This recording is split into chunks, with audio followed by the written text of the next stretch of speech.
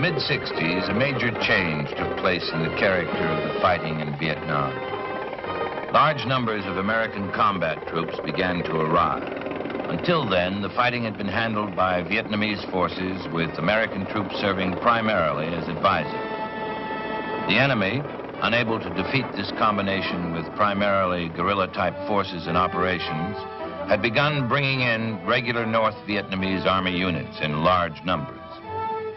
It was in response to this massive influx of North Vietnamese troops that United States combat units were sent to Vietnam.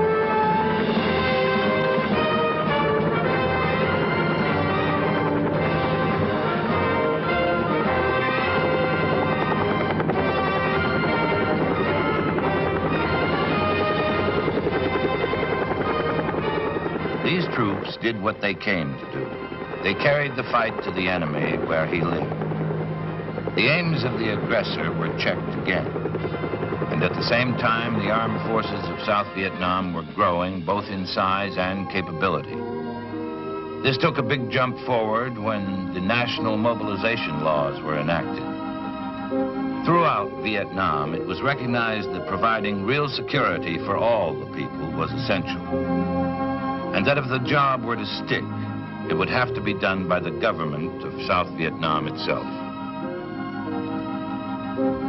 With the end of the 1960s, the time had come for another major change in the character of the war in Vietnam.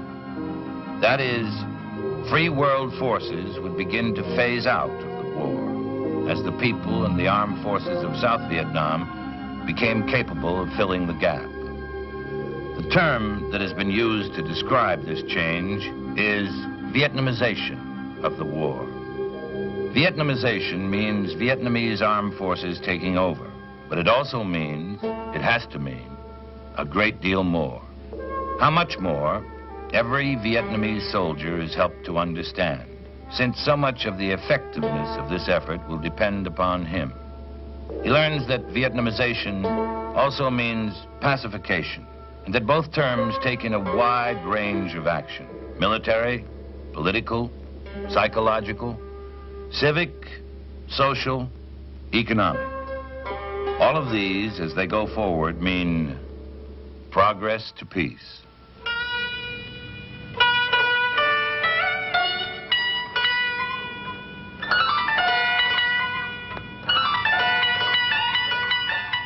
In this progress to peace, all the factors, military, educational, economic, political, psychological, and social, all interlock. None alone is an answer. But since there must be real security for the people in their daily lives before the other factors can be put to work, the first steps are primarily military. Security for the people. A chance to live their lives without being in constant fear of harassment and terrorism by the communists.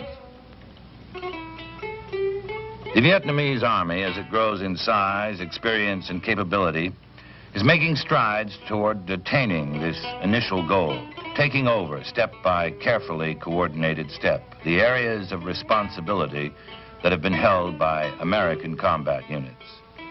In planned stages, it has been extended to other areas.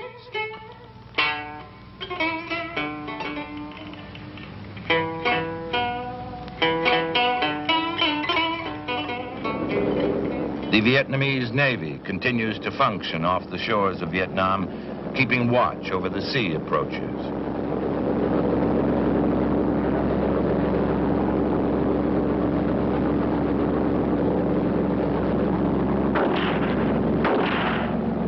It also patrols the shoreline areas to intercept enemy shipments of arms and supplies.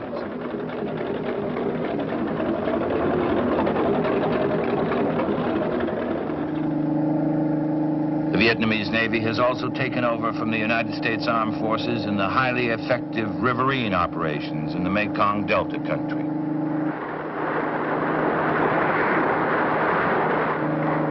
Units of the Vietnamese Marine Corps enjoy a fully earned reputation as fighting men, and they continue to maintain that reputation as their forces are being expanded under the Vietnamization program.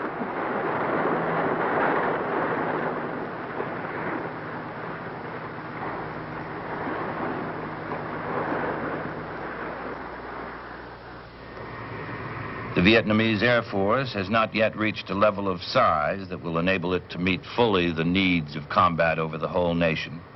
But its pilots are capable and their numbers are growing under an intensive training program.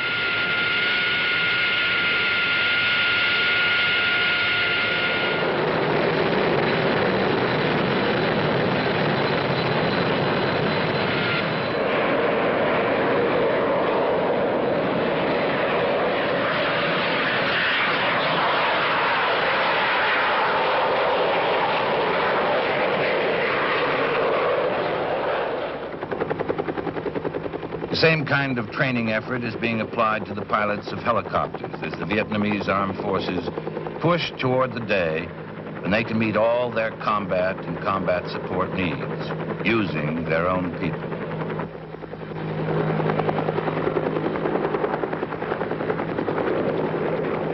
This program extends into the technical and support operations of all the Vietnamese armed forces. Hundreds of technical personnel have been trained in various levels of maintenance in such essential areas as transport, communications, and ordnance. Many of these have been trained in American technical schools outside Vietnam, and they return home not only to perform their new skills, but to teach them to others. Once a given area has been cleared of enemy main force units, the prime responsibility for ensuring local security rests with forces designed specifically for this job. One such is the regional force, which operates on the province level and ranges throughout its assigned territory as needed. These are company-sized units, permanently stationed in their given province and serving it. They continually seek out the Viet Cong, engage them in battle, and if necessary, call on ARVN or Allied forces to reinforce them or take over.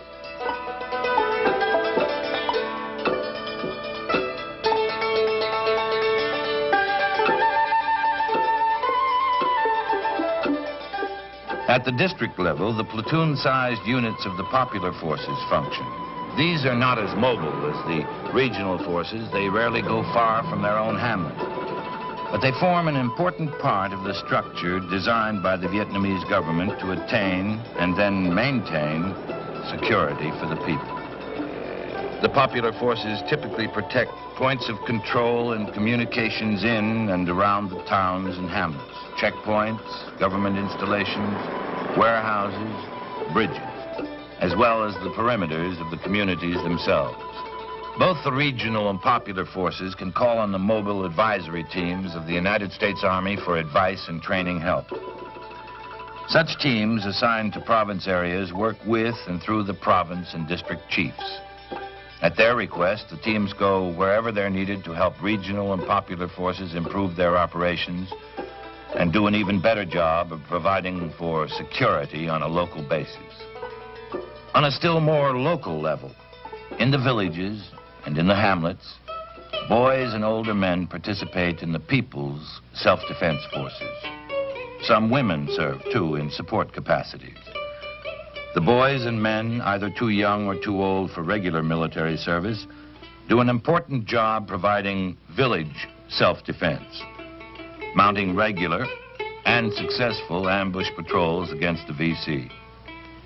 Perhaps even more important is the mental atmosphere reflected by the very existence of these volunteer self-defense forces. On the one hand, the willingness of the people to be identified with the government, to accept it as their government and to stand against the Viet Cong. On the other hand, the willingness of the government to put its trust in the people, to provide them with arms and ammunition and training. And the People's Self-Defense Force is no small development.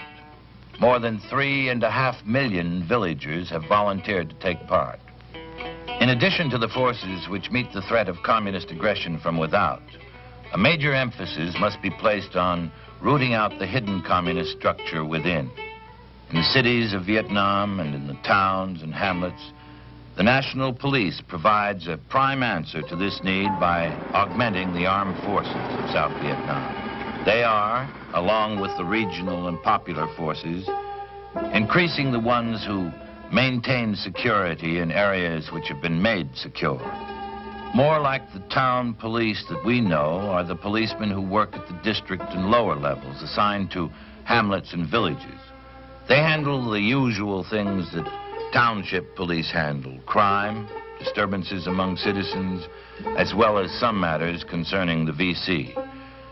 Though in most action of this latter sort, he would call on the National Police Field Force or regional or popular force units for help. All of these forces direct their efforts toward achieving that first essential goal: security for the people, so that they can raise and sell their own produce, live their lives without the burden of constant fear. This security is growing. A prime indication of this is the massive increase in the number of local communities which have elected local governments throughout Vietnam. This happens only when the people of a village or hamlet are really convinced that the government's protection against Viet Cong terror is here to stay, because officials of local governments have been a prime target for VC assassination since the fighting began. Today, more than 90% of all hamlets and villages have elected local governments. This is a big step and an important one, a development that has really mushroomed since early 1969.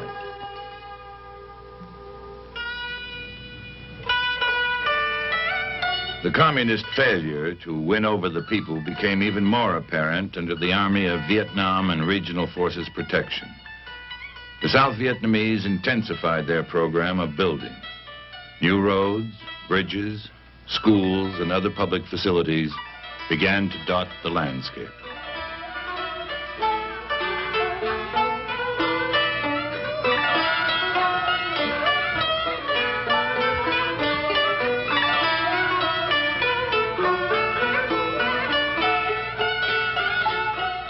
Today, there are hundreds of thousands of Vietnamese enjoying government protection. They are beginning at last to live without fear and to build with confidence for the future. But security, as we said, while it must be the first step, is only the first step.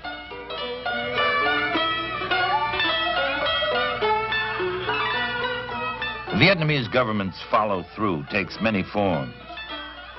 One of these is seen in the members of the Rural Development Cadres, the RDCs.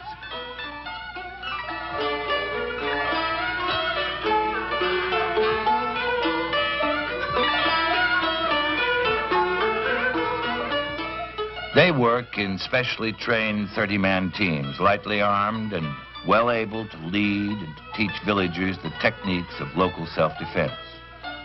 But this is by no means their whole job.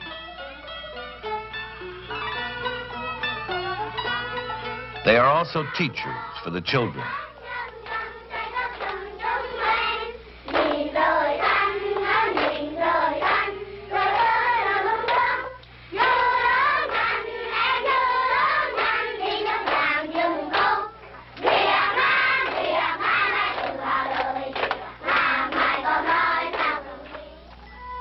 Each RDC team includes a wide range of know-how.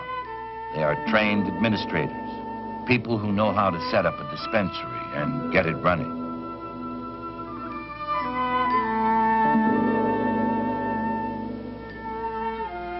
People who can help with planning and village sanitation or agriculture or marketing.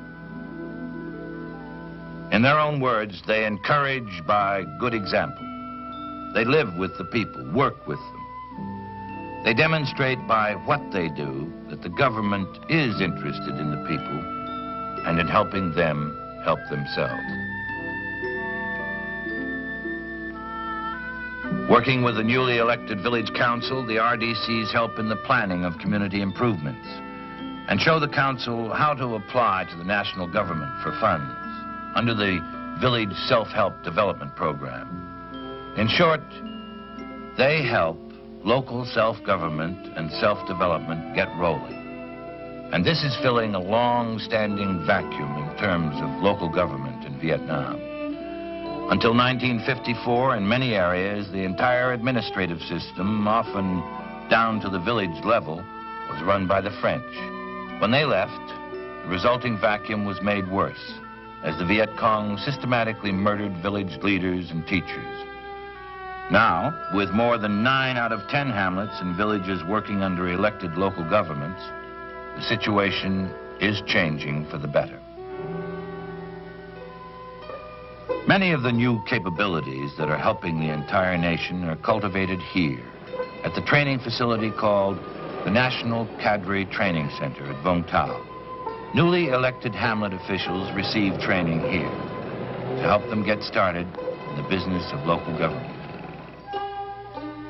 The 30-man teams of the rural development cadres receive their training here, and Popular Forces instructor cadres are also trained for their work at the Vung Tau Center.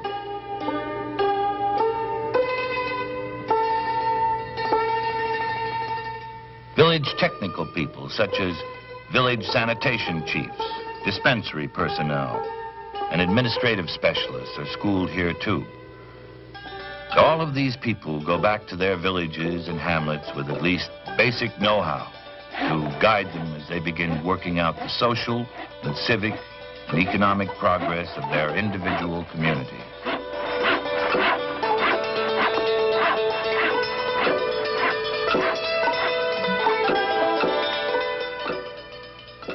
Once local elections have been held and a new local council gets organized, it comes up with a decision as to some prime need of the village. For example, a school. They're eligible for government funds to help in providing their own answer to that need. They decide what the need is. They will contribute their muscle and sweat. The government will contribute funds from the Village Development Program.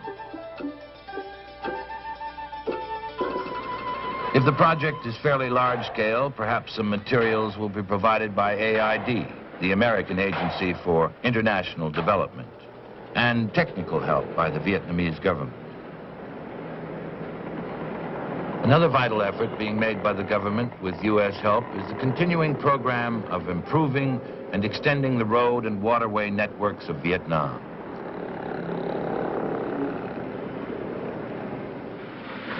Thousands of square miles of area, which before were largely isolated, are now becoming readily accessible.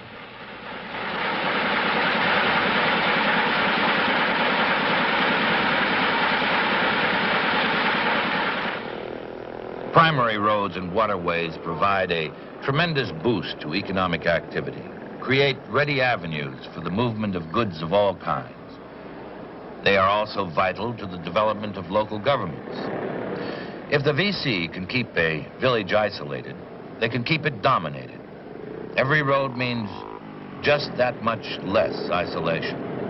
It also provides a route for quick action by Vietnamese Army or regional force units if a village or hamlet needs help. The economic impact of this program can be startling. One large town, which formerly existed in virtual isolation, now has a good primary road. With transport of goods so much easier, the cost of living in the town has dropped by 40%.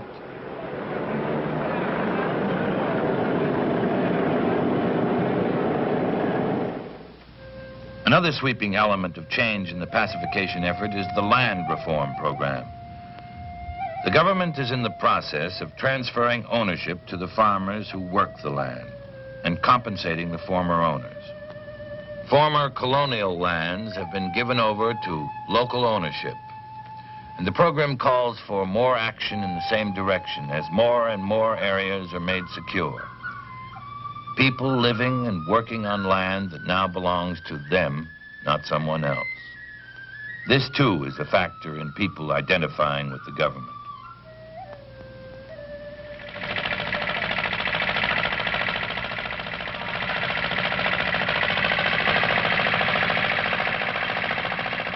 Government funds may further underscore the point made by its land reform programs. For example, rural credit loans make it possible for a group of farmers to get together and buy farm machinery which they can share to till their land with an efficiency unknown in the past. The same kind of loan may enable a fisherman's cooperative to replace heavy, easily torn fiber nets with light, long-lasting ones of nylon. These are only two from dozens of possible examples. But whatever the specific need they provide, such loans are further evidence that the government is in fact concerned with the progress of the people and is working to further that progress.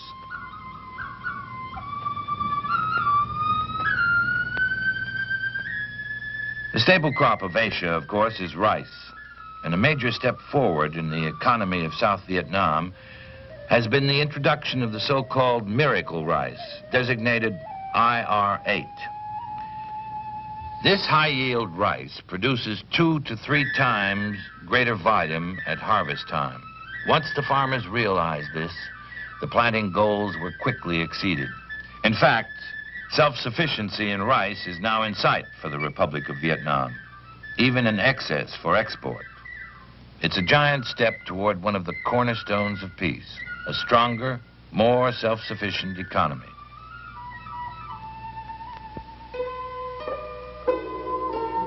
Another aspect of pacification is the resettlement of the masses of people who were evacuated from battle-torn areas to become refugees.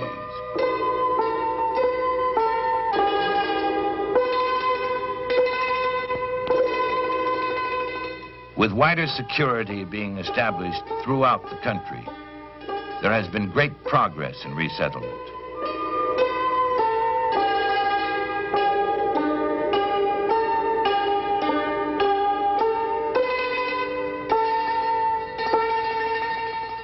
Most refugees return to their former homes, often with government assistance in the form of a resettlement allowance, something to help them settle back in.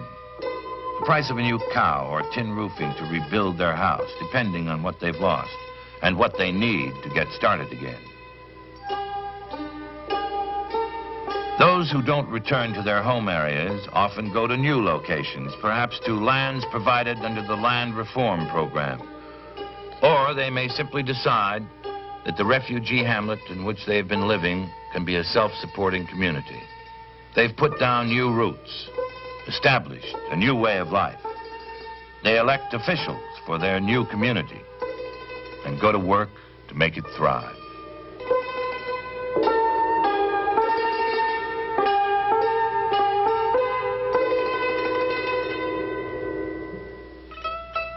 No account of the progress of Vietnamization and pacification would be complete without at least a brief examination of the returnee program known as Chu Hoi.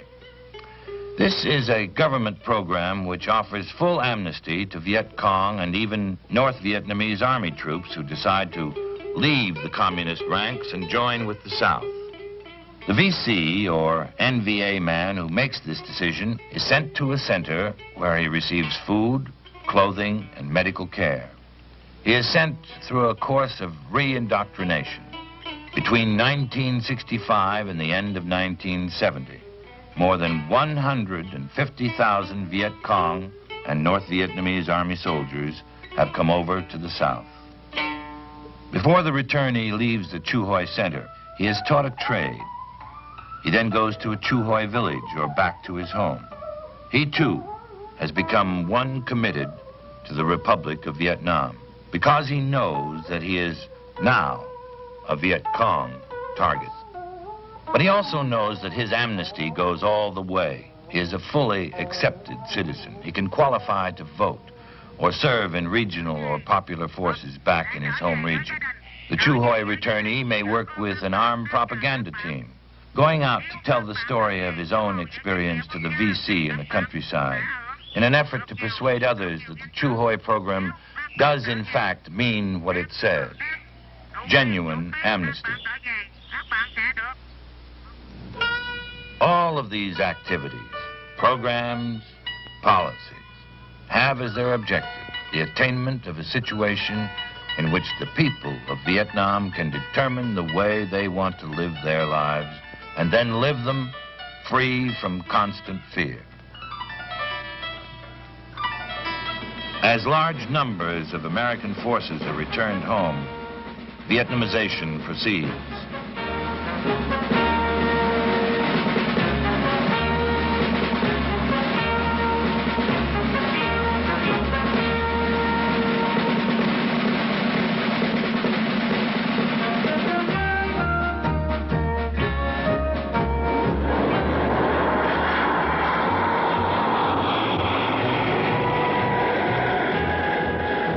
Vietnamization, pacification, these are words, but they stand for and attempt to define a condition of life for millions of people. The establishment of area security by military means and with the follow-up of national police protection, then the building up of stronger local and national government, greater productivity in the economy of the nation and hamlet. All of these are part of that definition. And all interlock and depend on one another, just as do the lives of the people. This program, as it succeeds, is deadly to the aims of the communist enemy. He knows this. He's not likely to just let it happen. So, it will take a continuing and massive effort on the part of all concerned. The enemy will do anything he can to disrupt it, but so far the progress has been such as to warrant a cautious air of optimism. The objective is clear. Some of the means to achieve it are beginning to work. The outlook for the future carries something more of hope. Self-government, self-development, self-defense at the national level, and at the village level. And all these, the beginning steps are being taken toward progress to peace.